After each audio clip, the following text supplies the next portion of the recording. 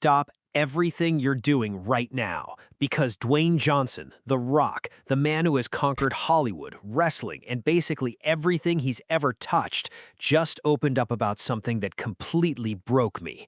He didn't talk about box office numbers. He didn't talk about franchise success. He looked back at his Jumanji journey and called it the greatest of his lifetime. And honestly, I'm not okay.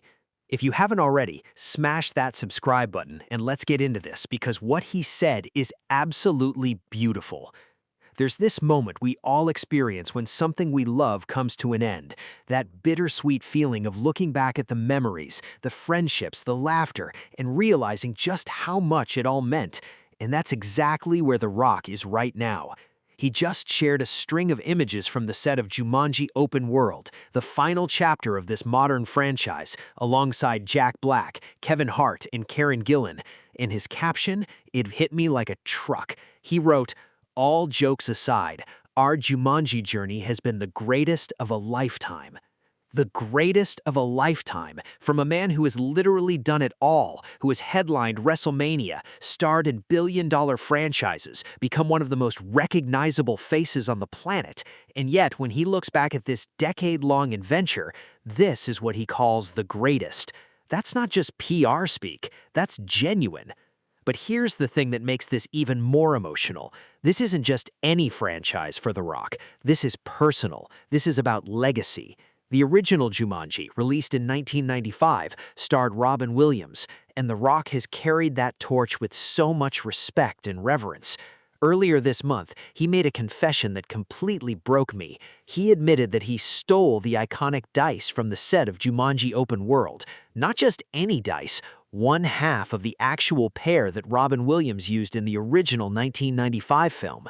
He wears them around his neck as Dr. Smolder Bravestone, as an ode to the late legend. He even lied about having them when crew members asked. He said with that sheepish grin, "Props, they're always amazing, but you gotta give that shit back." And then he took them anyway. Do you understand what that means? Dwayne Johnson, the biggest movie star in the world, stole a prop because he couldn't bear to let go of that connection to Robin Williams, because carrying that piece of history meant something to him, because honoring the man who started this entire journey was more important than following the rules. That's not a movie star, that's a fan. That's a man who understands that some things are bigger than contracts and set protocols. And let's talk about what this final chapter actually means. Jumanji Open World hits theaters on Christmas Day, December 25th, 2026. And this time, the premise is completely flipped. Instead of players being sucked into the game, Jumanji itself escapes into the real world. The game unleashes its dangerous creatures, bizarre landscapes, and unpredictable challenges on ordinary life. The tagline? One last game.